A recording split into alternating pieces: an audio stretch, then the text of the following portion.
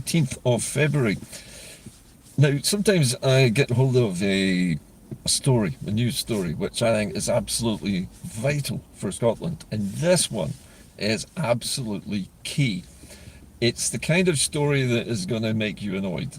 It angered me immediately as soon as I heard this story, and it appeared in the National, in fact, over the last few days. It's attracted the attention of international broadcasters in America primarily, who deal with spaceflight, a subject which, as you know, I have a bit of a background in. So what am I talking about? Well, I'm talking about the two Scottish space launch companies which exist here. They're called Skyrover, based in Edinburgh, and the other one is Orbex, based in Forres in the northeast of Scotland.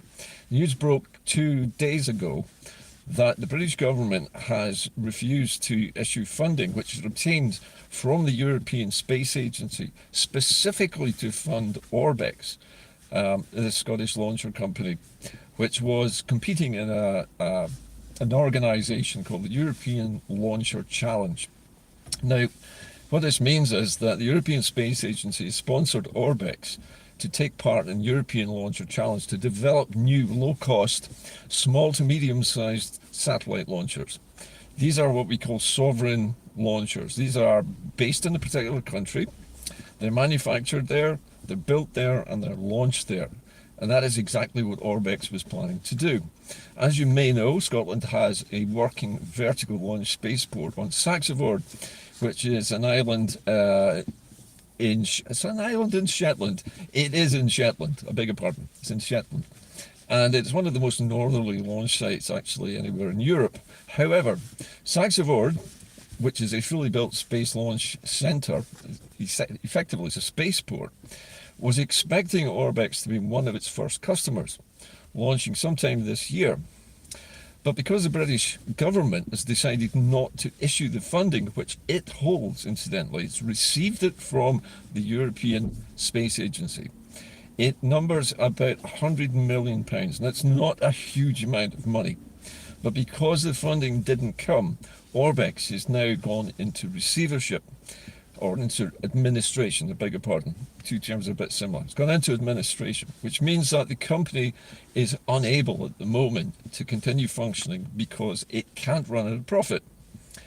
The funding which was necessary for it to launch its rocket in the next few months has been withheld deliberately by the Labour government because they say that Orbex was required to raise a similar amount of money in the private sector. So private funding was what the British state said they had to raise.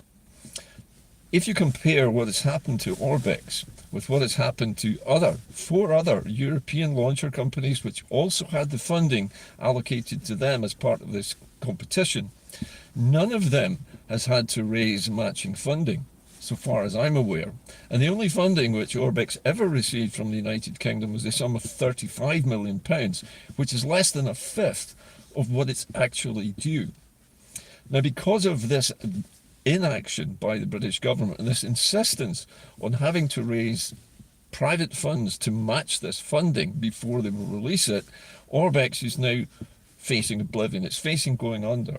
It is probably one of the most advanced space launch systems that's ever been devised. It also runs on a fuel which is very unusual. If I remember correctly, it runs on propane and liquid oxygen, which is a highly unusual mix. The reason for propane apparently was that it is very low carbon, so it's much less environmentally damaging to launch a rocket powered by this stuff. Now, Orbex, in the last few days, published photographs showing the completed rocket. It's ready to launch. All the stages were built, they were all displayed in the photographs, including the payload fairing, open so that you could see inside of it. The rocket was ready to go, and the British state pulled the rug out from under it at the very point where Scotland was about to have its own sovereign space launch system. Now, the UK could have claimed that as a British success, because under the current terms, political terms, Scotland is a part of the United Kingdom. Keir Starmer could have claimed it as a huge success. He could have released the funding, which ironically would have attracted other investment at the same time. This is a chicken and egg situation. You can't have the £100 million from this money from the European Space Agency unless you match that funding with private funding. Now, the private funders would be waiting to see if that European funding was released first. And as soon as it was, then those private investors would have come forward and invested. As it is, the United Kingdom has basically killed off half of the Scottish space programme in one fell swoop. That money doesn't belong to the United Kingdom. That money was allocated by the European Space Agency to Orbex, a private company building rockets in Scotland. It originated in Scotland. It's going to launch from Scotland. Why? Why has it done that? Now, there is one other company remaining. I mentioned at the beginning of the show a company called Skyrora, which is headquartered in Lothian and Edinburgh, and is producing a rival rocket of a similar size with a completely different fuel system, which uses a fuel which is distilled from recycled polystyrene cups, believe it or not. It uses a waste product. So both of these rockets were, in their own way, as ecologically friendly as they could be. They're highly innovative. It leaves Orbex as the only Scottish launcher company left. It leaves Skyrora as the only one left if Orbex goes under. Now, Skyrora has expressed an interest in acquiring some of the assets of, get the two mixed up. Skyrora would like to have some of the assets of its rival Orbex if it does finally end up going under. But there are something like well over 150, 160 jobs at stake here. These are high-paying, highly skilled jobs which are vital to the northeast of Scotland. And in a small community, as there is up in Forest, this is vital to the local economy. Saxavord, the spaceport, was depending on there being these two launcher companies to provide business for that spaceport. That's gone as well. So the future of Saxavord is a lot less bright than it once was. Now, you might think, okay, well, maybe Skyrora, being the only one left, will just swallow this up and it will become a much bigger firm. But Skyrora doesn't have the same amount of funding which Orbex might have had, because they were not in this European Space Agency program. Why has this happened? What on earth is going on down in London that they would choke off one of the most promising space launch companies in Britain, not even in Scotland? You may remember that Richard Branson, our one and only big media-friendly billionaire, tried to launch a satellite from under the wing of a redundant jumbo jet that he happened to have lying around, and that failed miserably. So the big English billionaire fails to launch a satellite, dropping it from an airplane, and then stopped. He just packed it all in, and that only left Skyrora and Orbex. If this goes ahead and Skyrora is the only remaining rocket company left, well, this is on shaky ground. They don't have the same access to funding which Orbex had. And if Orbex go under, what's going to happen to all those skilled jobs, all that experience, all that fantastic technology, the carbon fiber reinforced materials that are used to build their rocket? It's all going to go to waste.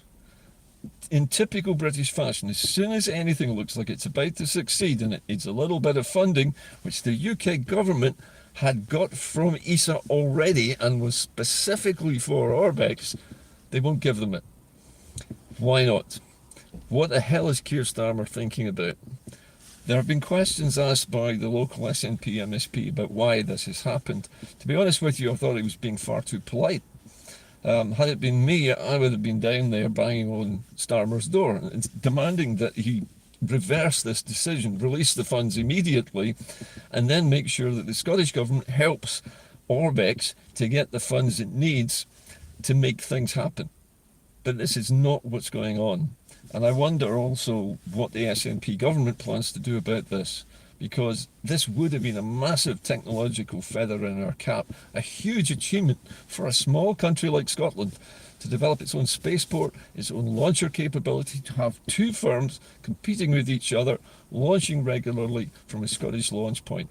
The only thing I can see, the only reason I can see why this has been sabotaged in this way is because of English politics, British politics. Scotland cannot be allowed to succeed where England failed. That's basically the message this sends to me. Let me know what you think about this. But as you can probably tell, I'm livid about it and I want something done about it. And I'd like to see John Swinney, for one, getting down to London and actually helping rescue Orbex, get it back on track, get this launcher on the pad and launched. Never mind how embarrassed Starmer and his English buddies feel about it, and never mind billionaire Richard Branson, he doesn't care. Let's get it done.